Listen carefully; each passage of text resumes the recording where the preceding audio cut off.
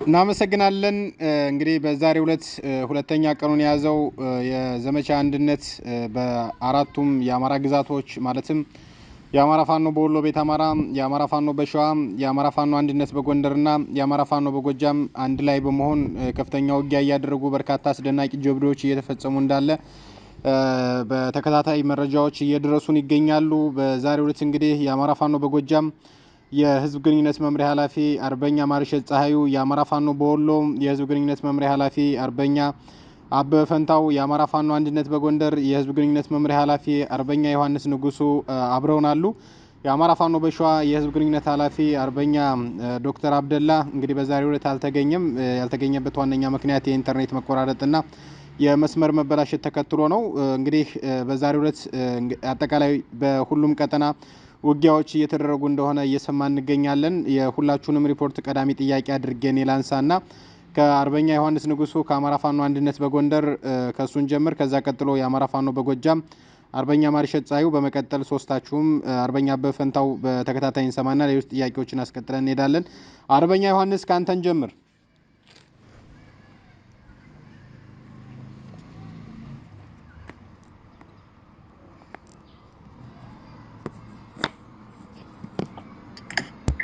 እሺ ሙሉጌታ አመሰግናለሁ። ጥያቄን ቀጥልና አልቀጥ አጠቃላይ በጎንደር ቀጠና እየተደረገ ያለው ትንቅንቅ ሁለተኛ ቀኑን የያዘው ውጊያ ምን ይመስላል? መልካም አመሰግናለሁ። የአማራ ግዛት ሁሉም የአማራ ግዛት የተሳተፈበት ዘመቻ አንድነት የተሰኘ ዘመቻ በትናንትናው ዕለት መጋቢት 10 2017 ዓመተ ምህረት የተጀመረ መሆኑን በመላ አማራ ይታወቃል። ከንጋቱ 12 ሰዓት ጀምሮ የተደረገው በጠላት ላይ እየተሰራ ያለውን ወታደራዊ የማጥቃት ዘመቻን በተመለከተ አንድነታችንንም ነጻነታችንንም ለማረጋገጥ ታሳቢ አድርገን የምናደርገው ወደ ውጊያ ድል በየቀጠናው እየተመዘገበ መሆኑ ይታወቃል።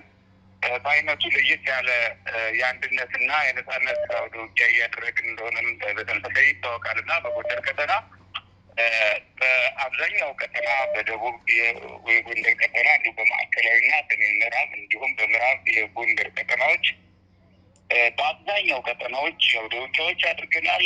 በርካታ ክፍለ ጦሮችና ብርጌዶችን፣ ሻለቆችን አሳትፈናል።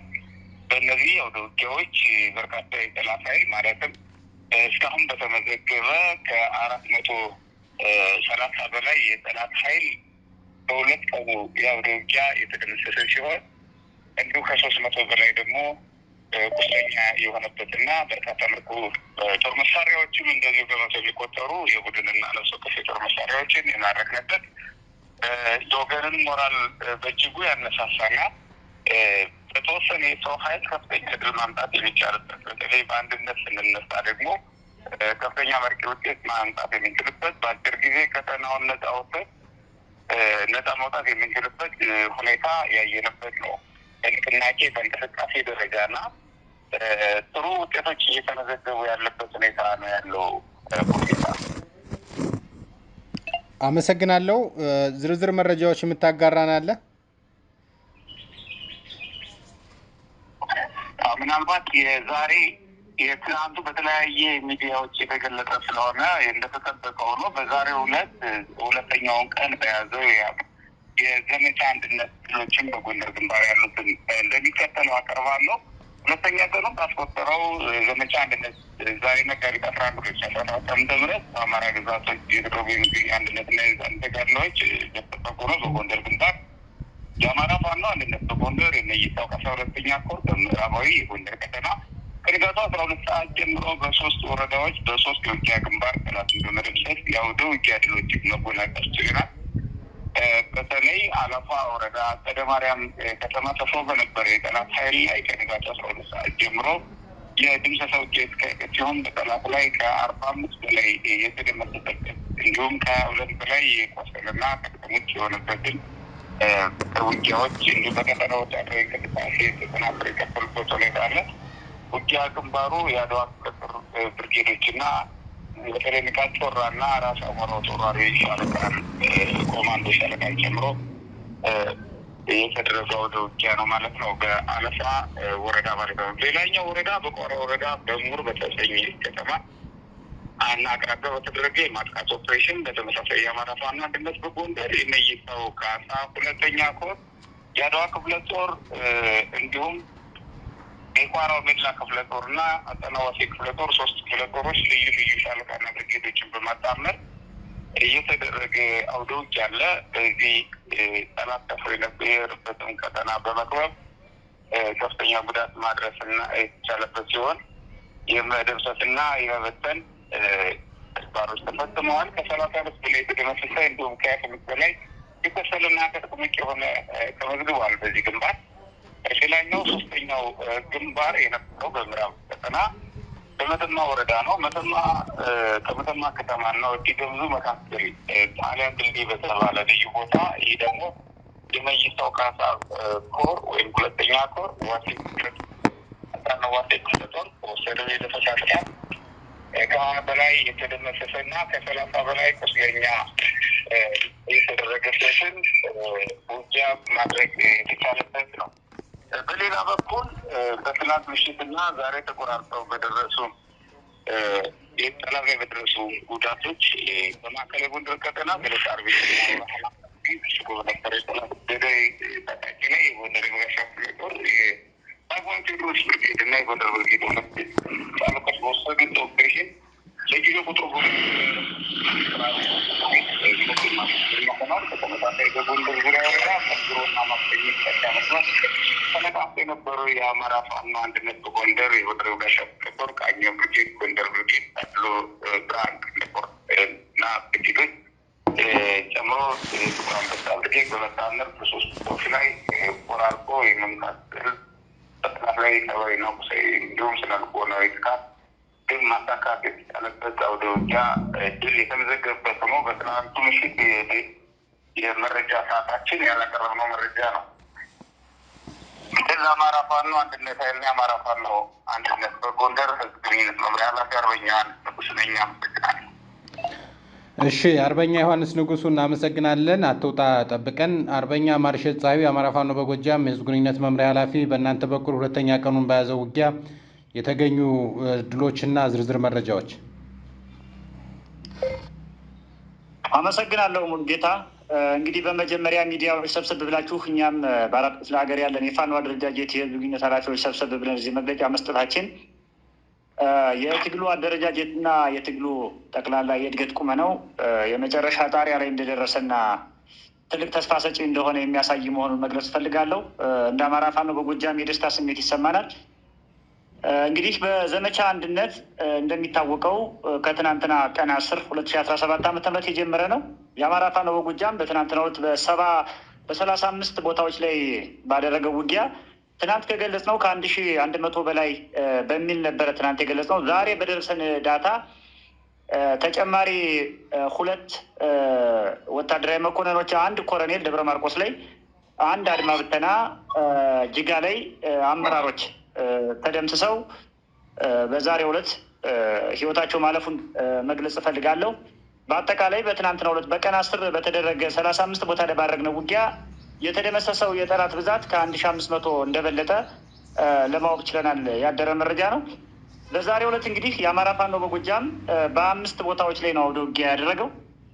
በዚህም ሁለተኛ ቀኑን በያዘው ዘመቻ አንድነት የድምሰሳ ውጊያ የአማራ ፋኖ በጎጃም በ5 አውደ ውጊያዎች ላይ ከፍተኛ ድል ተቀዳጅቷል። በአማራ ፋኖ በጎጃም 1ኛ ክፍለ ጦር የጣና መብረቅ ብርጌድ እና ታደሰ ሙለ ብርጌድ እንዲሁም በ3ኛ ክፍለ ጦር ጎጃም አገው ምድር ክፍለ ጦር ቢትወደድ አያሌው መኮንን ብርጌድ እና አቤ ጉበኛ ብርጌዶች እንዲሁም በአማራ ፋኖ በጎጃም 2ኛ ክፍለ ጦር የደጋዳሞት ብርጌድ ከዛሬ ሌሊት 10 ሰዓት ጀምሮ ከባድ ውጊያ በማድረግ በከተሞች በመግባት ድል አስመዝግበዋል ማለት ነው።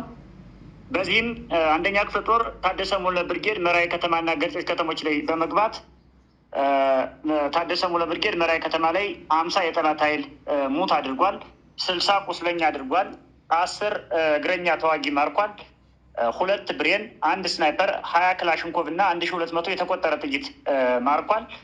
በአጠቃላይ መራዊ ከተማ ላይ የነበረውን የስርዓቱን ተላላኪ ደህንነቶች ጭምር በማያዳግም እርምጃ የወሰደበትና አጠቃላይ መራዊ ከተማ ላይ ለስርዓቱ አድረው የነበሩ ባንዳ ተብለው የሚጠሩ ኃይሎችን ጭምር የተደመሰሰበት ውጊያ ነው የተደረገው። መከላከያ የሚባለው የጠላት ኃይል አከርካሪው ተመቶ ከመራዊ ከተማ ሸሽቶ ራሱን ለመከላከል ተራራማ ቦታ ላይ ሆኖ ውሎ ነበረ። በዚህም በተደረገ ማጥቃት ተራራውን ጭምር ለቆ ወደ ሌላ ከተማ ሸሽቶ እንዲሄድ ተደርጓል። በዚህም ታደሰ ሙለ ብርጌድ ከፍተኛ ድል ሰርቷል በዛሬው ዕለት። ሁለተኛው ገርጨጭ ከተማ ላይ እንደዚሁ ታደሰ ሙለ ብርጌድ ባደረገው ማጥቃት 31 የጠላት ኃይል ሙት ማድረግ ችሏል። 17 ቁስለኛ አድርጓል። ይሄ እንግዲህ አሁን የነገርኳችሁ ዳታ እኛ የሰበሰብነው እኛ ተጨባጭ የደረስንበት እንጂ እኛ ያልደረስንበትና እኛ ያላወቅነው የበርከት ያለ ሙትና ቁስለኛ እንዳለ ከውጊያው ክብደት አንጻር ሲታይ መግለጽ አያዳግትም ማለት ነው። በሶስተኝነት የጣና መብረቅ ብርጌድ ከባህር ዳር ከተማ በቅርብ ርቀት የምትገኘው መሸንቲ ከተማ ላይ በመግባት 20 የጠላት ኃይል ሙት አድርጓል። 32 የጠላት ኃይል ቁስለኛ በማድረግ ጀብድ የፈጸመ ሲሆን ባህር ዳር ከተማ አጠገብ በሚገኘው አየር ኃይል የና መኮድ ወይም መከላከያ ኮንስትራክሽን ድርጅት የሚባሉ ሁለት ተቋማት ላይ እያነጣጠረ ባደረገው የዲሽቃ ማጥቃት 13 ልዩ የዙሪያ ጠባቂ ኮማንዶዎችን መደምሰስ ተችሏል። ሌሎች ቁስለኞች እንዳሉ ተጨባጭ መረጃ አለን፣ ግን ብዛታቸውን ማወቅ ስላልቻልን ለሚዲያ ይሄን ያህል ቁጥር ብሎ መግለጽ አይቻልም። በአራተኛ ደረጃ በጎጃም አገው ምድር ክፍለ ጦር የቢትወደድ አያሌው መኮንን ብርጌድ እና የአቤ ጉበኛ ብርጌዶች ባደረጉት ጥምር ማጥቃት ቁጥሩ ያልታወቀ የጠላት ኃይል ነው 1 ሻለቃ የጠላት ኃይል ነው የተደመሰሰው። የተወሰነ ኃይል ነው ሩጦ ወደ ጃዊ ቀጠና ያመለጠው እንጂ በከበባ ማጥቃት ስለነበረ አብዛኛው የጠላት ኃይል ተደምስቷል። በቁጥር ግን አላወቅነውም የተደመሰሰውን። ምናልባት ሞርተርና ዲሽቃ ምድብተኞች ብቻ ናቸው የወጡት። አርሶ አደሩም ተሳትፎ ስለነበረ መሳሪያዎችም እንደዚሁ ተማርከዋል። ነገር ግን የለቀማ ስራው ተሰርቶ ስላልተጠናቀቀና ሪፖርት ስላልመጣ እዚህ ጋር አልገልጸውም። ሌላው እንግዲህ የአማራ ፋኖ በጎጃም በሚያመርተው ዘሪሁን 13 በተባለ ተወንጫፊ መሳሪያ ዝብስት አካባቢ አንድ ቦታ ላይ ተሰብስቦ ሎጂስቲክ አከማችቶበት የነበረውና የሬጅመንት አዛዦች ኮሎኔሎችና ብርጋዴሮች የነበሩበትን ቦታ እንደዚሁ በዘሪሁን 13 ማጥቃት ተችሏል። እዚያም የነበሩትን በውል ማወቅ ባለመቻላችን እንጂ ወታደራዊ መኮንኖች ጭምር ተደምሰዋል። በዘሪሁን 13 ካምፕ ወድሟል፣ ሎጂስቲኩ ተቃጥሏል። ለዚህም የዓይን ምስክሮች አሉ፣ የአካባቢው ነዋሪዎች። ሌላው ሁለተኛ ክፍለ ጦር ላይ ደጋዳሞት ብርጌድ ከሌሊት 10 ሰዓት ጀምሮ ባደረገው ውጊያ ከባድ ማጥቃት ያደረገ ሲሆን በዚህም ከሌሊቱ 10 ሰዓት ከ30 ጀምሮ ፈረስ ቤት ከተማ 3 አቅጣጫ በመግባት አንደኛ ቅዱስ ገብርኤል በተባለ አካባቢ፣ ሁለተኛ አስተዳደር ጽሕፈት ቤት ላይ እዚሁ የወረዳው አስተዳደር ጽሕፈት ቤት ማለት ነው፣ ሶስተኛ ቅዳሜ ገበያ በተባለ የከተማው ክፍል ውስጥ በመግባት በተደረገ ውጊያ 21 የሞተ 15 የቆሰለ 3 እግረኛ ተዋጊ የተማረከ ሲሆን 7 መሳሪያም እንደዚሁ የነፍስ ወከፍ መሳሪያ ተማርኳል። በአጠቃላይ በ5 አውደ ውጊያዎች የአማራ ፋኖ በጎጃም በዘመቻ አንድነት በዛሬው ዕለት ሁለተኛ ቀኑን በያዘው ውጊያ ይህን ይመስል ድል አስመዝግቧል ማለት ነው። እንግዲህ ሙሉጌታ ከልብ እናመሰግናለን። አርበኛ ማርሸት ፀሐዩ። እንግዲህ አድማጭ ተመልካቾቻችን እየተከታተላችሁ የምትገኙት ከኤቢሲ ቴሌቪዥን ከሮሃ ሚዲያ እና ከኢትዮ 251 ሚዲያ በጋራ የአማራ ፋኖ የሁሉም ቀጠና በሚባል ደረጃ የህዝብ ግንኙነት መምሪያ ኃላፊዎች በጋራ በመሆን እየሰጡን ያለውን መረጃ ነው። አርበኛ አበበ ፈንታው የአማራ ፋኖ በወሎ ቤት አማራ የህዝብ ግንኙነት መምሪያ ኃላፊ፣ በወሎ ቀጠና በወሎ ግንባር በቤት አማራ ግንባር እየተደረጉ ያሉት እንቅስቃሴዎችና ድሎች ምን ይመስላሉ? ጠነስ ሚዲያም እንዳለ ረስቻለሁ። ጠነስ ሚዲያም እየተከታተለንና እያቀረበ ይገኛል። አርበኛ አበበ ፈንታው ወደ አንተ ልምጣ። አመሰግናለሁኝ ሁላችሁንም። እንግዲህ በእኛ በወሎ ቤት አማራ ቀጠና በዘመቻ አንድነት እንዲሁ በርካታ ተጋድሎዎች እየተደረጉ ይገኛሉ። ሁለተኛ ቀኑን በያዘው ዛሬ መጋቢት 11 2017 ዓ.ም ከንጋት ጀምሮ ግዙፉ የአማራ ፋኖ በወሎ አደረጃጀት ግዙፉ ኮር ላስታ አሳምነው ኮር ላሊበላ ከተማን ሙሉ ለሙሉ በሚባል ደረጃ ተቆጣጥሮ በርካታ አመርቂ ድሎችን አስመዝግቧል። እንግዲህ ላሊበላ ከተማ እንደምታውቁት አየር መንገዱም ጭምር በርካታ ጊዜያቶች በመቆጣጠር ከተማው ላይ በመግባት በርካታ ጠላቶችን በመደምሰስ እና ብዙ ሎጂስቲኮችንም ጭምር በማውጣት ብዙ ስራዎች የተሰሩበት ነው። ዛሬም በአየር መንገዱ ቀጠናም ላሊበላ ከተማም ጭምር በመግባት በርካታ ተጋድሎዎች ተደርገዋል ላሊበላ ከተማ ላይ። ከዚህም ጋር ተያይዞ በተደረገው ውጊያ ከጧት 12 ሰዓት ጀምሮ ነው የላስታ አሳምነው ኮር 7 ክፍለ ጦሮች እንዳሉ ይታወቃል። 7ቱም ክፍለ ጦሮች አጠቃላይ ላስታ አሳምነው ኮር በሚያስተዳድራቸው ቀጠናዎች ቤዛቸውን አድርገው የተንቀሳቀሱ ነው ያለው። ጠላት ወደዛ አካባቢ መሄድ አይችልም። ያው እንደሚታወቀው ከአሁን በፊት ባለው ሁኔታ ላሊበላ ከተማና ዙሪያውን ነው ምሽግ ሰርቶ የሚገኘው ጠላት። እዛ አካባቢ ወረዳዎችንም እንደሚያስተዳድር ሙሉ ለሙሉ 100% ወረዳዎችን እንደሚያስተዳድር ይታወቃል። አስታሳምነው ኮር ከዛ ጋር ተያይዞ ጠላት ወደ እነዛ ወረዳዎች የሚሄድበት ምንም አይነት ሁኔታ የለም። ከዚህ ጋር ተያይዞ ላሊበላ ከተማን ዙሪያውን ምሽግ አድርጎ የተቀመጠበት ሁኔታ አለ። እነዛን ምሽጎች ሰብሮ በርካታ ኃይል ወደ ከተማው በመግባት በተለይ ደግሞ የደህንነት መዋቅሩን የብልጽግናውን አመራርና የሚሊሻ አመራሩን ጭምር አጠቃላይ ጦርነቱን የሚመራውን ኃይል ያነጣጠረ ጥቃትም ተፈጽሞ አመራሮች ጭምር የሞቱበት ሁኔታ አለ። የመከላከያ ሻለቃም ጭምር እንደዚሁ የተደመሰሰበት ሁኔታ አለ በተጋድሎ ማለት ነው። ዘርዘር ያሉ ጉዳዮችን ወደኋላ የምንመጣባቸው ይሆናል። አጠቃላይ ግን በግምት ከ30 በላይ የሞተና ከ50 በላይ የቆሰለ የጠላት ኃይል አለ። አጠቃላይ ከሁሉም የጠላት ኃይሎች ከ10 በላይ ተማርኳል። በነፍስ ወከፍ ክላሽ ከ30 በላይ የተማረከ አለ። ተተኳሾችን እና ሌሎች ቁሳቁሶችን የመሳሪያ አይነቶችን በቀጣይ በዝርዝር የምናሳውቃቸው ይሆናል። አጠቃላይ ግን ላስታ አሳምነው ኮር መታወቅ ያለበት ከከተማ ውጭ ከላሊበላ ከተማ ውጭ የትም ቀጠና ላይ ጠላት መንቀሳቀስ አይችልም። እንደዚሁ ደግሞ ጥራሪ ክፍለ ጦርና ተከዜ ክፍለ ጦር በሚንቀሳቀሱባቸው ኩል መስክና ሙጃ አካባቢም እንደዚሁ ከከተሞቹ ውጭ ሙጃ ከተማን ከመልቀቅ ውጭ ሌላ የሚንቀሳቀስበት ቦታ የለምና ከተማውን ያነጣጠረ ጥቃትና ያነጣጠረ ውጊያ ነው ብዙ ጊዜ የሚደረገው ሌሎች ቀጠናዎች ላይ እየተንቀሳቀሰ ስላልሆነ ማለት ነው። ከዚህ ጋር ተያይዞ በርካታ የጠላት ኃይል ከጋሸና ወደ ላሊበላ እየጨመረ ያለበት ሁኔታ አለ። እሱንም ዝርዝር ነገሩን ወደኋላ ይዘን እንመጣለን። መንገድ ላይ ያሉ ተጋድሎችም ውጊያዎችም ይኖራሉ። ሌላው ከቆቦ ከራያ ቆቦ ከመርሳና ከወልዲያ አካባቢ ወደ ላሊበላ እንዲሁ በድል ኃይል ለመጨመር የሚደረግ እንቅስቃሴን ምስራቅ አማራ ኮር አንድ አሳምነው ክፍለ ጦር 3ኛ እና 5ኛ ሻለቃ ከወልዲያ በቅርብ ርቀት የሚገኘው ጀነት ኦቨርና አፍሪኬር ላይ በመዝጋት በርካታ ተጋድሎ በማድረግ እስከ ሳንቃ ድረስ ማለት ነው በርካታ ጠላት ሙትና ቁስለኛ አድርገዋል። ሳንቃ ከተማ ላይ ህዝብ እያየ ምስክርነት የሚሰጥበት ነው። የአካባቢው ማህበረሰብ አባይ ባንክን ሳንቃ ከተማ አባይ ባንክን በ2 ጆንያ ብር ራሱ መከላከያ አውጥቶ ወስዷል። ይህንንም ከማህበረሰቡም ጭምር ማጣራት ይቻላል። ወርጌሳም ላይ ተመሳሳይ ስራ ተሰርቷል። በቅርቡ ወልዲያም ላይ የምታውቁት ነው እና ይሄ እኛ አካባቢ አገዛዙ ባንኮችን እየዘረፈ ያለበት ሁኔታ አለ። ሙሌ መረጃ እንደደረሳችሁ ወልዲያ ላይ ባንኮችን ጥበቃ ማድረግ የምንችልበትን መንገድ በሚል ስልጠና እየሰጠ ነው ዞኑ አሁን። ስለዚህ ራሳቸው የሰሩትን ስራ ራሳቸው እንዴት እናጥፋው የሚል ስልጠና እየሰጡበት ያለበት ሁኔታም አለ። አጠቃላይ ግን እዛ ቀጠና ላይ በርካታ ቀጠናዎችን ለቆ ወደ ወርጌሳ ውጫሌና አካባቢው ላይ በርካታ ኃይል ሄዶ ነበረ። ከትላንትና ጀምሮ በጣም በብዙ አውደ ውጊያዎች ጠላት ተመትቶ አሁንም ወደ ቆላማው አካባቢና ወደ ደሴም ወደ ወልዲያም ቦታዎችን ለቆ ከአሁን በፊት ይዘነው የነበረው ይዞታችን ወርጌሳና አካባቢው አሁንም በአማራ ፋኖ በወሎ ስር የተቀመጠበት ሁኔታ ነው ያለው። ዝርዝር ጉዳዮችን አሁንም እዚህ አካባቢ ያለውን በዝርዝር ይዘን የምንመጣ ይሆናል። ሌላኛው ምዕራብ ወሎ ኮር ከላላ አካባቢ እንደዚሁ በርካታ አውደ ውጊያዎች እየተካሄዱ ነው። የዚህም ውጊያዎቹ ስላላለቁ ዝርዝር መረጃዎቹ አልደረሱንም። እዛው ሳላነሳም አልፈው በልጅ ኢያሱ ኮር አሁንም እዚሁ ወርጌሳ ቦሆሮ አካባቢ በመርሳ ወደ ላይ ማለት ነው በርካታ አድማ ብተናና ሚሊሻዎች የተደመሰሱበት አውደ ውጊያ አለ ከትናንትና ጀምሮ። ዝርዝር ጉዳዮቹ የዛሬዎቹ መረጃዎቹ እንደደረሱን ለሁሉም ሚዲያዎች የምናደርስ ይሆናል። አጠቃላይ ከአማራ ፋኖ በወሎ ቤት አማራ ካሉት 5 ኮሮች ምዕራብ ወሎ ኮር፣ ልጅ ኢያሱ ኮር፣ ምስራቅ አማራ ኮር 1 እና ኮር 2 እንዲሁም አሳምነው ኮር በዛሬው ዕለት ሁሉም አውደ ውጊያ ላይ እየተሳተፉ ያሉበት ሁኔታ ነው ያለው። በዘመቻ አንድነት ዝርዝር መረጃዎቹን ከትላንትና የተረፈ ያሉትንና የዛሬ ሙሉውን በቀጣይ ይዘን የምንመጣ ይሆናል። ለጊዜው ያለን ባጭሩ ግን ይህንን ይመስላል። አመሰግናለሁ። አንሙት ቀጥል። እንግዲህ አጠቃላይ እንግዲህ ሶስታችሁም የሶስቱም ቀጠና የፋኖ የቃል አቀባዮች አብራችሁን አላችሁ።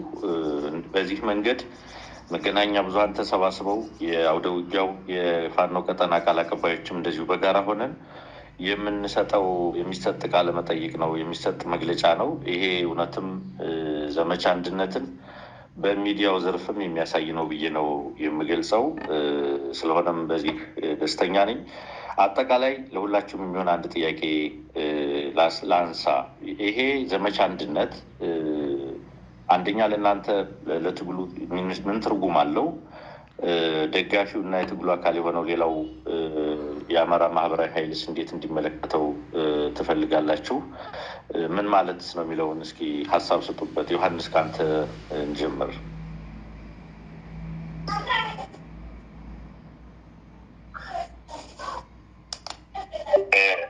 አመሰግናለሁ። ትንሽ ኔትወርክ የተቆራረጠ የተወሰኑ ጥያቄ ፍሬ ቃላቶች ሙሉ በሙሉ ናቸውን አንዴ ልትደግምልኝ ደስ ይለኛል። መልካም። ጥያቄ ምንድን ነው? አጠቃላይ ይሄ ዘመቻ አንድነት ምን ትርጉም አለው? እንዴት ነው የምትረዱት? ህዝቡስ፣ ሌላውስ ደጋፊው የትግሉ አካል እንዴት እንዲመለከተው ትፈልጋላችሁ? ምን ትርጉም አለው የሚለው ላይ ሀሳብ እንሰጥበት ነው። መልካም። ማንሙት አመሰግናለሁ።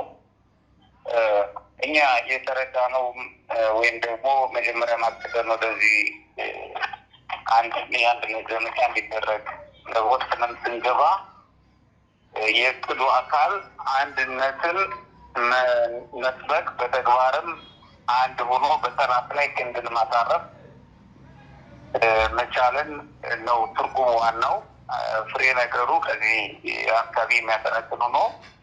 በተጨማሪ ሌሎች የሚረዱት ሌላው ህዝብም የተረዳውም በዚህ አውድ ነው። በዚህም ደስተኛ ነው።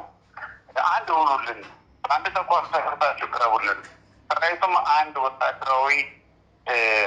በአንድ ወታደራዊ እቅድ ይመራ የሚሉትን የተለያዩ አስተላለፎች፣ የተለያየ ወታደራዊ እቅድ፣ የተለያየ የፖለቲካ የሚዲያ አካሄድ፣ የተለያየ መስሎ የሚታየውን ነገር መስበር እና አንድ ማድረግ ያስፈልጋል። አንደኛው ይህ ነው። ሁለተኛው የጠላት ኃይል በተለያየ መንገድ የአማራ ኃይል ወይም ደግሞ የአማራ ፖለቲካ አንድ ላይ እንዳይቆም፣ የአማራ ወታደራዊ ኃይል ወይም ደግሞ ፋኖ ደግሞ አንድ ላይ እንዳይቆም አበክሮ እንደሚሰራ ይታወቃል እና በተለያየ አጀንዳ እነዚህን አንድነት እንዳይመጣ አስቦ ወጥሮ ይሰራ ስለቆየ እሱን ለመስበር የሚያስችል ስራ እንዲሰራ በህዝባችንም በሰራዊታችንም ጥያቄ ስጠይቁ ነበር። በኛ በኩልም ፍላጎቱ ስለነበረን ለአንድነት ይህን ማሳየት ያስፈልጋል እና ይሄ የአንድ ስንሆን ልናመጣ የምንችለውን ውጤት እንደ ናሙና እንደ ቤተ ሙከራ እንዲወሰድ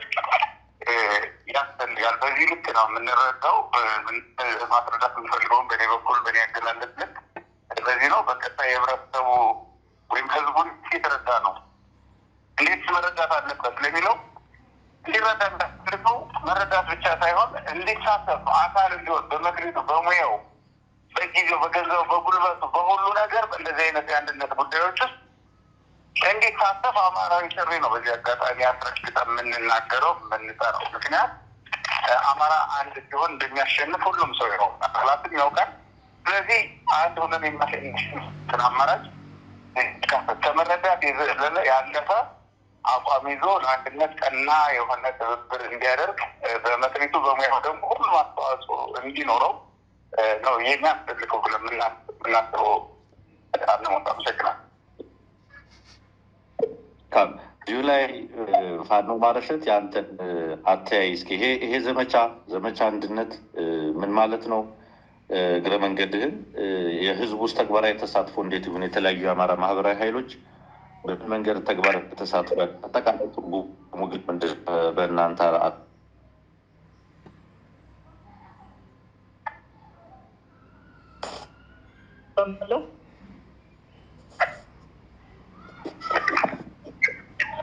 እስቲ ትሰማለህ መሰለኝ። እሺ፣ አመሰግናለሁ አንሙት። እንግዲህ ዘመቻ አንድነትን እኛ የምናየው አንድ በፖለቲካ ነው፣ ሁለት በኃይል ነው፣ ሶስት በማህበረሰብ ብለን በሶስት ታይፕ ነው የምናየው። አሁን ላይ እያደረግን ያለውን ዘመቻ አንድነት በሀሰተኛ ተረክ ተጸንሰው በሀሰተኛ ተረክ ተወልደውና ተገንብተው የሀገሪቱን መንበረ ስልጣን የያዙ ኃይሎች ከግማሽ ክፍለ ዘመን በላይ በአማራው ማህበረሰብ ላይ ከባድ ማህበረሰባዊና ፖለቲካዊ ውድመት ሲያደርሱና ርስቱን ሲወሩ፣ ማህበረሰቡን ሲጨፈጭፉ፣ ከባህል ከሃይማኖትና ከሴቱ ከኢኮኖሚው ሲያገሉት የአማራ ማህበረሰብ ተደራጅቶ ታጥቆና ሰልጥኖ ጠላቴ ያለውን አካል በኃይልም መጣል የሚችልበትን አክሰስ ሳያገኝ ሲኖር ይሄኛው ትውልድ ይሄኛው የትግል አይነት ግን ይሄንን በአማራ ህዝብ ላይ የተጣለ ጥቁር ጠላት ለመጨረሻ ጊዜ ለማስወገድ የጀመረው ተጋድሎ እንደመሆኑ መጠን በፖለቲካ ስናየው እና በፖለቲካ ስንመዝነው አማራው አንድ የፖለቲካ ድርጅት ሰርቶ አንድ የፖለቲካ ፕሮግራም ገንብቶ ከትውልድን ሊያሻግር የሚችል የህዝቡን ህልውና ሊያስጠብቅ የሚችል የፖለቲካ ድርጅት ገንብቶ ወደፊት የሚንደረደርበትና በኢትዮጵያ ፖለቲካ ውስጥም ሀገረ መንግስት ግንባታው ላይ የበኩሉን እንዳለፉ ዘመን ሁሉ የበኩሉን ድርሻ አስተዋጽኦ የሚያበረክትበትን ታሪካዊ አሻራ የጣለበት አድርገን ነው የምናየው። ሁለተኛው በኃይል ደረጃ ስንተረጉመው እንግዲህ የአማራ ፋኖ በአራቱም አቅጣጫ ያለ የአማራ ፋኖ የያዘው አንድ ጠመንጃ ነው፣ የገጠመው አንድ ጠላት ነው። በተለያየ መልክዓ ምድር ላይ ቢኖርም መዳረሻውም አንድ ነው። ስለዚህ በእነዚህ አውዶች ምክንያት ጠላት $ቢሊዮን አወጥቶ ኢንቨስት አድርጎ ፋኖን ሰፓሬት ለማድረግ የሄደበትን ርቀት ያከሸፍንበትና የመጨረሻ በትር አሳርፈን በአንድነት ፋኖነታችን ያስረገጥንበት አንድነታችን ያበስርንበት ነው። ሌላው ማህበረሰባዊ መገለጫው አማራ እንደሚታወቀው ሰፊ መልክዓ ምድር ያለው ሰፊ ኢኮኖሚ ያለው እና ሰፊ የህዝብ ቁጥር ያለው ነው በኢትዮጵያ ውስጥ እና ይህንን ማህበረሰብ እርስ በርስ ባለመግባባት ሀሰተኛ ተረክ ናሬሽን በመፍጠር እርስ በርስ ማህበረሰቡ እንዳይግባባ የማህበረሰብ ትስስር እንዳይኖር እና ጭራሽ እንዲላለ አልፎም እርስ በርስ አላስፈላጊ የማህበረሰብ ቀውስ ውስጥ እንዲገባ ከፍተኛ ጥረት ሲደረግ የኖረው ይህንን የማህበረሰብ ትስስርን የማላላትን ፕሮጀክት የሻረ ይህንን አደገኛ ጸረ አማራ ሟርት በእርጎ የሻረ ፕሮጀክት እና ዘመቻ ሆኖ አግኝተነዋል ማለት ነው። ስለዚህ በአጠቃላይ ሲገለጽ ዘመቻ አንድነት የሚባለው ለአማራ ማህበረሰብ እስካሁን በተበታተነ አካሄድ ሲደረግ የነበረውን ተጋድሎ ሸክፎ በአንድ ድምፅ በአንድ ጥሪ ለአንድ ዓላማና አንድ ጠላት ላይ ያነጣጠረ በመሆኑ በእነዚህ ሶስት መገለጫ መንገዶች እኛ አይተነዋል። ስለዚህ ይሄ ዘመቻ ተጠናክሮ ይቀጥላል። መላው አማራ በውጭም በውስጥም ያለ አማራ በግልም በአደረጃጀትም ያለ አማራ በየትኛውም ተቋም የሚሆን ያለ አማራ ይህንን ዘመቻ አንድነትንና የፋኖን ቅዱስ ቀውስ የፋኖን ቅዱስ ትግል በሀሳብም በጉልበትም በገንዘብም በምንም እንዲያግዝ ወንድሜ አርበኛ ዮሐንስ እንዳለው በቻለው ሁሉ የበኩሉን ጠጠር እንዲወረውር ጥሪ ማድረግ እፈልጋለሁ። ከዚህ ባለፈ ማህበራዊ ሚዲያን የሚጠቀሙ አልፎ አልፎም በተለያየ አጋጣሚ የሚዲያ አክሰስ የሚያገኙ ወገኖቻችንን በተመለከተ አላስፈላጊ ናሬሽን እየሰሩ አላስፈላጊ ስሜት ሪፍሌክት እያደረጉ የህዝባችንን ስነ ልቦና የሚጎዳ የታጋዩን ስነ ልቦና የሚጎዳ ነገር እያደረጉ ያሉ ኃይሎች አሉ። እነዚህ እኩይ ድርጊታቸው እንዲቆጠቡ ለማሳሰብ ፈልጋለሁ። ዘመቻ አንድነት ይቀጥላል። ጠላታችን አንድ ነው፣ መዳረሻችን አንድ ነው፣ የምንዋጋው ለአንድ ዓላማ ነው። ዘመቻ አንድነት ይቀጥላል። አመሰግናለሁ። መልካም። እዚሁ ላይ እስኪ ፋኖ አበበ ፈንታው አንተ ማጠር ያለ ሀሳብህን አጋራን። የዘመቻ አንድነት ትርጉሙን ለህዝቡ የምታቀርበውን ጥሪ ምናልባት እዚሁ ላይ ቅድም ፋኖ ማርሸት የጠቀሰው አንዳንድ አሉታዊ ትርክቶች ይሄ ዘመቻ የአማራ ፋኖች ዘመቻ እንዳልሆነ አድርገው ሀሳብ የሚያቀርቡ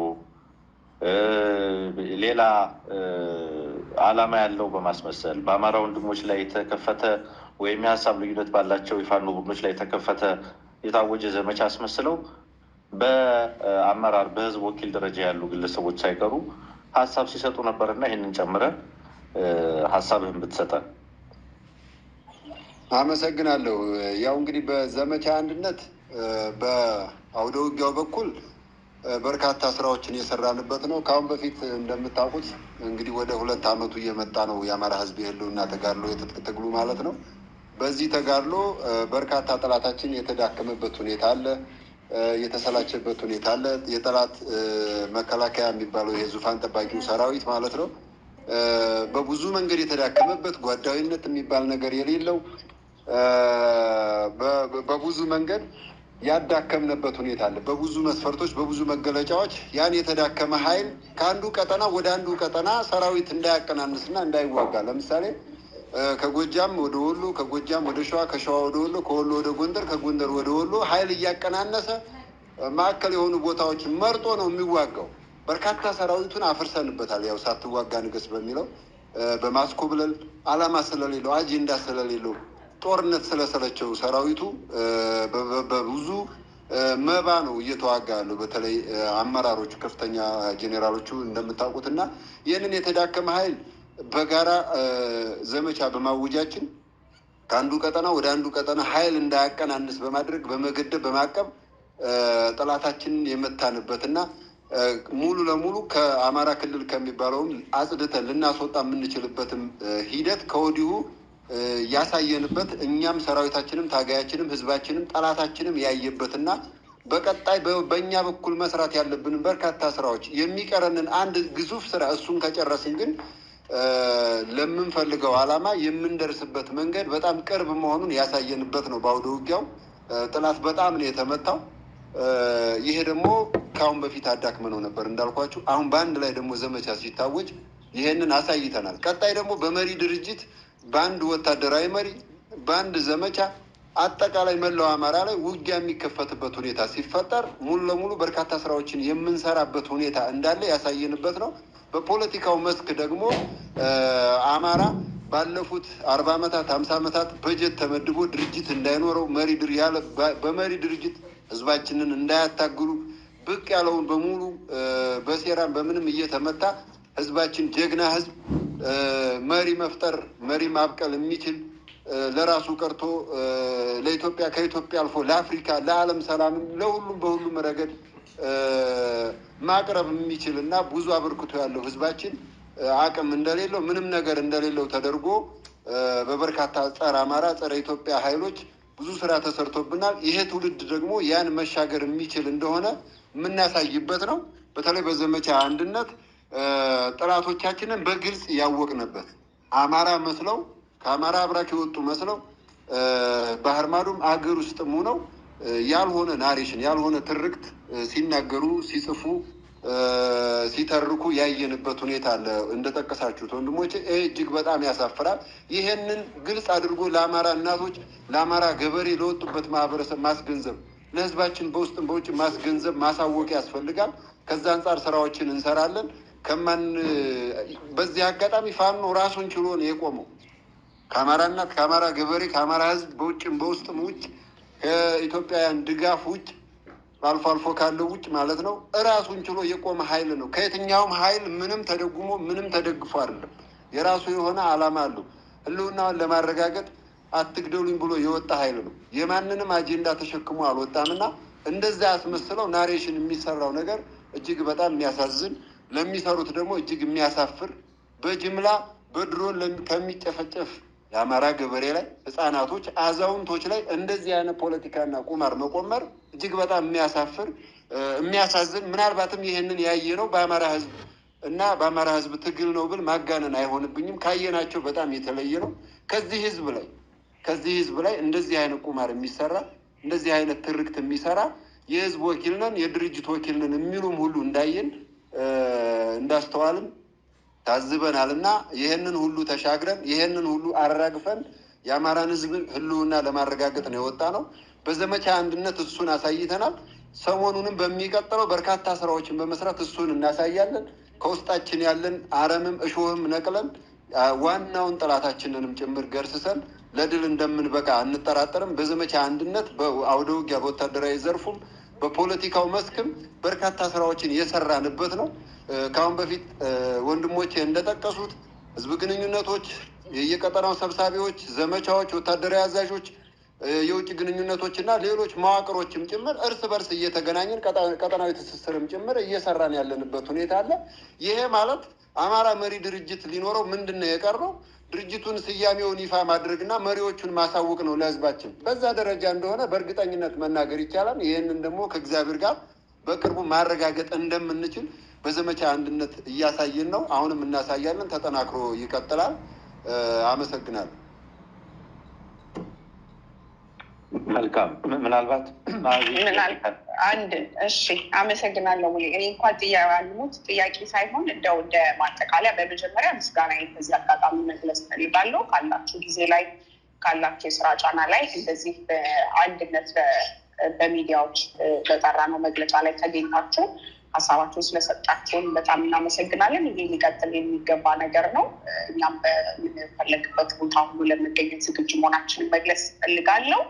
ከዛ ቀጥዬ ግን አንድ እንደው እናንተ የህዝብ ግንኙነት ባለሙያ እንደመሆናችሁ መጠን ከሚዲያ አጠቃቀም ጋር ተያይዞ ይሄ ዘመቻ አንድነት እንዳላችሁት ለሚመጣው የአንድነት ተጋድሎ ለሚመጣው በቀጣይ ለሚኖረው አማራዊ አንድነትና አደረጃጀት ትልቅ እርሾ የሚጥል እንደመሆኑ መጠን የሚዲያ አጠቃቀም፣ የዲያስፖራ፣ የማህበረሰቡ፣ የምሁራን ሚና ምን መሆን ይገባዋል? በተለይ ደግሞ የሚዲያ ባለሙያዎች ሚና ትረክቱንም ስታነሱት ስለነበረ ናሬሽኖችን ኮንትሮል ከማድረግ ዜናዎችን፣ አገላለጾችን፣ እያንዳንዱ የእናንተ ስራዎችን ከመግለጽ እና ይህንን አንድነት ከመደገፍ አኳያ የእነዚህ ባለድርሻ አካላት ሚና ምን መሆን አለበት የሚለውን እንደው አጠራ አድርጋችሁ ሀሳብ ብትሰጡበት ለማለት ነው። ከዚህ ውጭ ግን በጣም አመሰግናለሁ። እግዚአብሔር ያክብርልኝ። በጣም ጥሩ። ይህ ትግል እንግዲህ በተለይ ለኤሊቱ የአማራ ክንፍ ወይም ለተማረው የአማራ ማህበረሰብ ክፍል ማስተላለፍ የምፈልገው አጭር መልዕክት ምንድን ነው? አሁን እያደረግነው ያለው ተጋድሎ በአማራ የህዝብ ታሪክ ውስጥ የመጀመሪያው የመጨረሻው ዕጣ ፈንታው ይመስለኛል። ይሄ ትግልና ባለፉት ዘመናት ሶሻሊስት ወለድ ትግል ሲደረግ አይተናል። ባለፉት ዘመናት አብዮታዊ ዲሞክራሲን ህዝባችን ሲታገለው አይተናል። ይሄኛው ግን ባለፉት ዘመናት ስልጣን ወለድ ርዕዮተ ዓለም ወለድ የሆኑ ጸረ አማራ ተረኮች በኢትዮጵያ ሰማይ ስር ተጸንሰው አድገው ጸረ አማራነትን እንደ ፖለቲካ ፕሮግራም ቆጥረውት መንግስት መስርቶ ጸረ አማራነት አማራን መግደል፣ ማፈናቀል፣ ሀብቱን መውረስ ማለት ስርዓት ሆኖ ህግና ህገ መንግስት ሆኖ የኖረበትን ናሬሽን የኖረበትን አካሄድና ስርዓት ፈንቅለን ለመጣል ሌላውን ስትራክቸር በሙሉ መንግስታዊ ቅርጽ አጥተን መከላከያ የሚባለውን የአንዲትን ሀገር ብሔራዊ ዘብ ጠባቂ ኃይል የመጨረሻ ግድግዳውን እየቦረቦርን አከርካሪውን መተን የመጨረሻ ድምሰሳ ልናደርግ የተወሰነ ጊዜ ትንሽ ጊዜ የቀረበት ሁኔታ ነው ያለው እና በኢትዮጵያ ሰማይ ስር ባለፈው ክፍለ ዘመን የተካሄዱ ጸረ አማራ ትርክቶችና ጸረ አማራ ህግና ህገ መንግስታዊ ወለድ ስርዓት ወለድ አካሄዶችን በሙሉ ለመጨረሻ ጊዜ ጠርጎ የሚያስወጣ የመጀመሪያ አብዮት እንደመሆኑ ምሁራን እዚህ ላይ ጥናትና ምርምር ዴታ መሰብሰብና ለዓለም አቀፉ ማህበረሰብ በተለያየ ቋንቋ ተርጉሞ ማቅረብ እየተካሄደ ያለውን አብዮት ህዝባዊ ትርጉም መስጠት፣ ፖለቲካዊ ትርጉም መስጠት፣ ወታደራዊ ትርጉም መስጠት፣ ኢኮኖሚያዊ ትርጉም መስጠት፣ ብሔራዊ ትርጉም መስጠት ከሌሎች ህዝብ አንጻር ከሌላው ኢትዮጵያዊ አንጻር የአማራውን የፋኖን ትግል ሌላው ኢትዮጵያዊ በምን አንግል እያየው ነው፣ እንዴት እየተቀበለው ነው የሚለውን ነባራዊ ሁኔታ እየመረመሩ ፖዚቲቭሊ ለሌላው ማህበረሰብ ከመግለጽ አንጻር የሚቀር በርካታ ስራ ስላለ በመላው ዓለም የምትገኙ ወገኖቻችን የተማራችሁ የማህበረሰባችን ክፍሎች እንዲሁም መልካም ፈቃደኛ የሆናችሁ የፋኖ ትግል ቅዱስ ነው፣ ኢትዮጵያንም ነፃ ያወጣል፣ ሟችና ገዳይነትን፣ አፈናቃይና ተፈናቃይነትን፣ አሳዳጅና ተሰዳጅነትን ከኢትዮጵያ ምድር ለመጨረሻ ጊዜ ጠርጎ ያስወጣል የምንለው ናሬሽን አምናችሁ የተቀበላችሁ ወገኖቻችን በሙሉ እዚህ ላይ እንድትሳተፉ እና እኛም ማንኛውንም መረጃና ማስረጃ ለማቅረብ ዝግጁ መሆናችንን መግለጽ እፈልጋለሁ። ለሞራል የማስተላልፈው መልዕክት ይሄ ነው።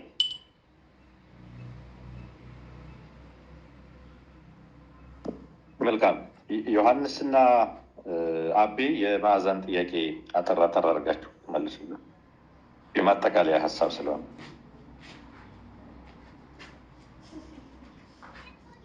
እኔ ልግባ አለ ዮሐንስ? ግባ ሻቤ ግባ። ጥሩ እሺ። ያው በርካታውን ነገር አርበኛ ማርሸት ተናግሮታል። አጠቃላይ ግን እኛ እንደ አማራ አሁን በተለይ የተማረው ኃይል ኤሊቱ በተማረው በኩል ያለው ብዙ እያስተዋልን ያለ ነው ከእኔነት ጋር የተያያዘ ነገር። በተለይ ደግሞ መሬት ላይ እየተከፈለ ያለውን ዋጋ ያውቁታል፣ ግን በርካታው ትርጉም ይሰጠዋል፣ ትኩረት ይሰጠዋል። እሱን ነገር ግን ወደ ውጤት መቀየር ላይ ከፍተኛ የሆነ ክፍተት አለ። አማራ በተጓተትን እርስ በርስ በተጓከስን ቁጥር እኔነት በገዘፈ ቁጥር ምንድን ነው የምናጣው? ህይወት ነው። በጅምላ መፈናቀል፣ በጅምላ መጨፍጨፍ፣ በድሮን በከባድ መሳሪያ ከክላሽ ጀምሮ ሁሉም አይነት ጦር መሳሪያ አማራ ህዝብ ላይ እየዘነበ ነው ያለው እስከ ድሮን ጄት ድረስ ማለት ነው። ስለዚህ የምናጣው የስልጣን ጥቅም ወይ የኢኮኖሚ ጥቅም ምናምን አይደለም። ስልጣንም ከህልውና ቀጥሎ የሚመጣ ነው። ኢኮኖሚም ከዛ ቀጥሎ የሚመጣ ነገር ነው። ስለዚህ አማራ የሚያጣው ህይወት ነው። ህይወት ሲያጣ ደግሞ በጅምላ ነው። ስለዚህ ይህንን ከግምት ውስጥ በማስገባት ቅድሚያ ለህልውናው በህይወት መኖራችን ከተረጋገጠ በኋላ ሁሉም ነገር ይደርሳል።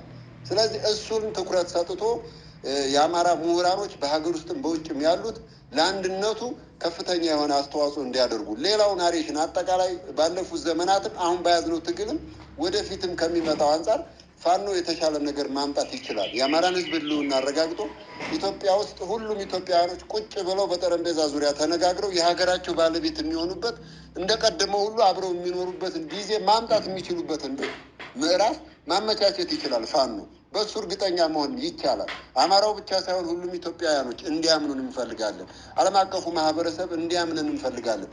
ይሄንን ምሁራኑ መስራት ይችላል፣ ማሳወቅ ይቻላል። በሀገር ውስጥም በውጭም ያለውና እዚህ ላይ ትኩረት ተደርጎ ይሰራ የሚል መልእክት ነው ያለን። ማዚ ካነሳችሁ ጥያቄ አንጻር አመሰግናለሁ። መልካም እናመሰግናለን። አጠር ያለ ነገር የምትጨምረው አለ ዮሐንስ? ወይ በቀረበው ጥያቄ አጭር ለመናገር ነው። የሚዲያ አካላትና ምሁራን ምን ይጠበቃል ነው። ከሚዲያ አካላትና ከምሁራን በትግሉም ሆነ በአንድነቱ ላይ የሚጠበቀው ትልቁ ጉዳይ የመጀመሪያው የምናስቀድመው ጉዳይ ምንድን ነው ብሎ መረዳትና ለምሳሌ የምናስቀድመው ነገር የአማራን ከፈጽሞ መጥፋት መታደግ ነው የምንፈልገው። ጠላትን መገርሰስ ነው የምንፈልገው። እነዚህን ጉዳዮች ማዕከል ያደረገ የጋራ እሳቤ በመያዝ የጋራ ቅድመ ሁኔታ በመያዝ መግባባት በመድረስ በሌሎች ጉዳዮች ላይ ከመነታረክ በሌሎች ጉዳዮች ላይ ከመለያየት ይልቅ እነዚህን ጉዳዮች እንደ ቀይ መስመር በመቁጠር ነጥቦችን ለይቶ በመያዝ እገዛ ቢያደርጉ ጥሩ ነው ነው። ሁለተኛ ማስተላለፍ የምፈልገው የሚዲያ አካላት ቁጥራቸው ሊበዛ ይችላል እንጂ ፍላጎታቸውና ጥራታቸው ወይም የአገልግሎት ሁኔታቸው ሊለያይ ስለሚችል እየተሰባሰቡ እንደየዝንባሌያቸው ጋር ቢኖራቸው የጋራ የሆነ መተዳደሪያ ቢኖራቸው ተሻለ ይሆናል። በተለይ አማራ ትግል ደግፋለን ብለው የቆሙ ይመለከተናል ብለው የቆሙ የሚዲያ አካላትም ሆነ አንቂዎች ምሁራን በዚህ ረገድ ተሰባስቦ የበኩላቸውን በጎ ሚና ብቻ እንዲወጡ ስርዓት ያለውና ግብረገብ በሆነ መንገድ ትግሉን ብቻ የሚያግዙበትን አማራዊ ጨዋነት ተላብሰው አማራነትን ብቻ የሚያስቀድሙበትን አውድ መፍጠር መቻል አለባቸው። ለምንድን ነው ይህን ሀሳብ ያነሳ ነው? ዝሩ የሆነ ሁኔታ የሚዲያ ሁኔታ ስላለ ሚዲያ ደግሞ እንደሚታወቀው የተፈለገም ያልተፈለገም ተጽዕኖ ያለው ክፍል እንደመሆኑ መጠን ያልተፈለገው ተጽዕኖ ብዙ ጊዜ የሚወጣው መረን የሌለው ሆኖ እየወጣ ነው እና መረን በሌለው አቀራረብ የምንቀርብ የተፈጠረ ያለው እርስ በርሳችን ስርዓት ስላላበጀንለት ነው እና ስርዓቱ ወዳለ ሁኔታ መምጣት ያስፈልገናል ብዬ ነው የማስበው። ከዛ ውጭ ግን የማይቀድሙ አጀንዳዎችን እያስቀደምን የቢሆን እና የኢጎን ሌሎች ተራ ጉዳዮች እያስቀደምን ምንም ምሁር ብንሆንም ምንም ሚዲያ ያለን ብንሆንም ለዚህ እየተገደለ ላለ ህዝብ በስማ መጥፋት አደጋ ውስጥ ለገባ የአማራ ህዝብ የማይጠቅሙ አጀንዳዎችን እየያዘን ስንቧቀስ መዋል አይጠበቅብንም እና ምንም ያህል ምሁርና እውቀት ያለን ብንሆንም ሚዲያ ያለን ብንሆንም በአግባቡ በልኩ ለሚፈልገው ዓላማና ለሚያናስቀድመው አጀንዳ ብቻ እንድንጠቀም በዚህ አጋጣሚ ያደራል ማለት እፈልጋለሁ። አመሰግናለሁ። እናመሰግናለን። የአማራ ፋኖ በጎጃም የህዝብ ግንኙነት መምሪያ ኃላፊ አርበኛ ማርሸት ፀሐዩ፣ የአማራ ፋኖ በወሎ ቤት አማራ የህዝብ ግንኙነት መምሪያ ኃላፊ አርበኛ አበበ ፈንታው፣ እንዲሁም ደግሞ የአማራ ፋኖ አንድነት በጎንደር የህዝብ ግንኙነት መምሪያ ኃላፊ አርበኛ ዮሐንስ ንጉሱ፣ እንዲሁም ደግሞ ያልተገኘው በስልክ መቆራረጥ ምክንያት አርበኛ አብደላን፣ አራታችሁንም ከልብ እናመሰግናለን። ከሚዲያዎች በኩል ኢትዮ 251 ሚዲያ፣ ኤቢሲ ቴሌቪዥን፣ ሩሃ ሚዲያ በጋራ ነበርን፣ ጠለስ ሚዲያ በጋራ ነበርን። እንግዲህ በቀጣይ ይህን አንድነት አጠናክረን ጠንካራ ስራዎችን እየሰራን በተለይም ደግሞ ወጥ የሆነ የሚዲያና ኮሚኒኬሽን ተገንብቶ እንደምንቀጥል ተስፋ አለን። ከልብ እናመሰግናለን። ለሰጣችሁን ጊዜ ለሰጣችሁን ማብራሪያ ከልብ እናመሰግናለን። እኛም እናመሰግናለን። እግዚአብሔር ያክብራችሁ። እናመሰግናለን።